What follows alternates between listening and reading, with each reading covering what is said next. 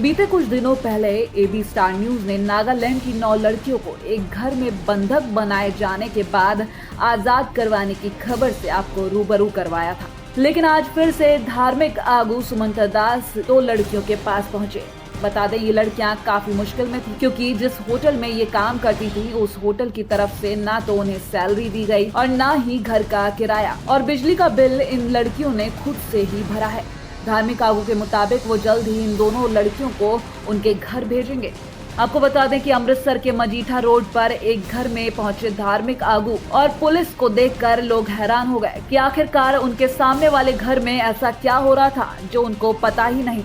धार्मिक आगू सुमंता दास के मुताबिक इस घर में रहने वाली दोनों लड़कियों में से एक नागालैंड की और एक अरुणाचल प्रदेश की है और जिस होटल में ये लड़कियां काम करती थी उस होटल की तरफ से ना तो इन्हें सैलरी दी गई और ना ही इनके घर का किराया और बिजली का बिल इन लड़कियों की तरफ से ही दिया जा रहा है। इस पर घर के मकान मालिक का कहना है कि उनके साथ एक एग्रीमेंट हुआ था होटल की तरफ से, लेकिन वो एग्रीमेंट भी पूरा नहीं किया गया। वो खुद अपनी जेब से पैसा खर्च कर रहे हैं और इन युवतियों को भी खाना दे रहे हैं। धार्मिक आगू सुमंता दास से बातचीत की गई तो उन्होंने कहा कि पहले भी 9 नागा लड़कियों को रेस्क्यू कराया गया है और अपने स्कूल के गेस्ट हाउस में शिफ्ट कराया गया।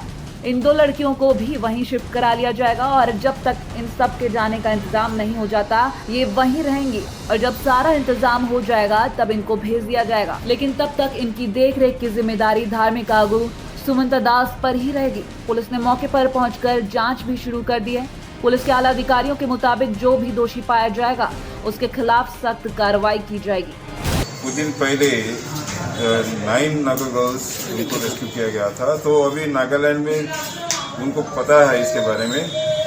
तो उनका एक पादरी उन्होंने फ़ोन किया रात को कि 2 लड़कियां हैं, एक नागालैंड की है, एक अरुणाचल प्रदेश की है और जिस कंपनी उनको एम्प्लॉय किया था वो उनको सैलरी नहीं दी।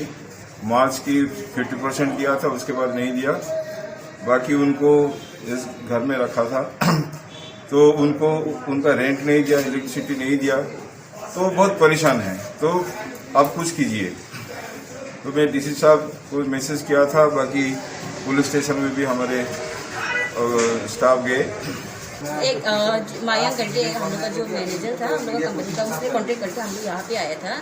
फिर यहाँ पे आने के बाद में 2 महीना ही हम लोग ने जॉब किया।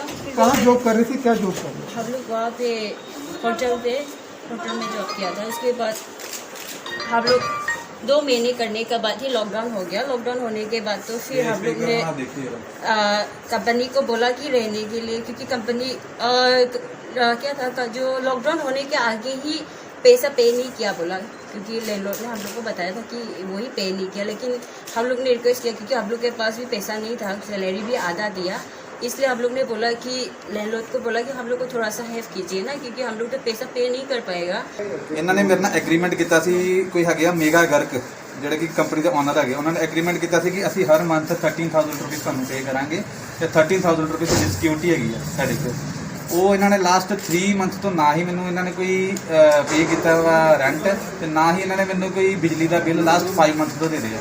ਇਹਨਾਂ ਦੇ ਕੰਪਨੀ ਦੇ ਮੈਨੇਜਰ ਨੂੰ ਫੋਨ ਕਰੀਦਾ ਵਾ, ਅੱਜ ਕਰ ਦਿੰਦੇ ਆ, ਕੱਲ ਕਰ ਦਿੰਦੇ ਆ, ਈਵਨ ਡੈਟ ਕਿ ਫਿਰ ਉਹਨਾਂ ਨੇ ਮੈਨੂੰ ਸਿੱਧਾ ਕਿਹਾ ਕਿ ਤੁਸੀਂ ਸਾਡੇ ਸਟਾਫ ਨੂੰ ਕੱਢ ਦਿਓ ਇੱਥੋਂ। ਸਟਾਫ ਨੂੰ ਕੱਢਣ ਤੋਂ ਜਿਹੜੇ ਇਹਨਾਂ ਨੇ ਮੈਨੂੰ ਗੱਲ ਕੀ ਸਟਾਫ ਨੂੰ ਕੱਢ ਦਿਓ, ਮੈਂ ਇਹਨਾਂ ਨੂੰ ਫਿਰ ਵੀ ਸਟਾਫ ਨੂੰ ਪੁੱਛਿਆ ਕਿ ਤੁਹਾਡੇ ਇਹਨਾਂ ਦੀ ਕੰਪਨੀ ਨੂੰ ਇਸ ਤਰ੍ਹਾਂ ਕਿਹਾ ਵਾ ਕਿ ਸਟਾਫ ਨੂੰ ਕੱਢ ਦਿਓ। ਇਹ ਕਹਿੰਦੇ ਕਿ ਜਿੰਨੀ ਦੇਰ ਤੱਕ ਸਰ ਲੋਕ ਨੂੰ ਸਾਡੀ ਹੈਲਪ ਕਰੋ। ਮੈਂ ਕਿਹਾ ਠੀਕ ਹੈ, ਜਿੰਨੀ ਤੱਕ ਲੋਕਡਾਊਨ ਤੁਸੀਂ ਮੇਰੇ ਕੋਲ ਇੱਥੇ ਫ੍ਰੀ ਰਹਿ ਸਕਦੇ ਜੇ। ਈਵਨ ਡੈਟ ਕਿ ਗਰੋਸਰੀ ਵੀ ਇਹਨਾਂ ਨੂੰ ਮੈਂ ਖੁਦ ਦਿੱਤੀ ਆ, ਰੋਟੀ ਪਾਣੀ ਸਭ ਕੁਝ ਮੈਂ ਆਪ ਦੇ ਦਿੰਦਾ ਮੈਂ।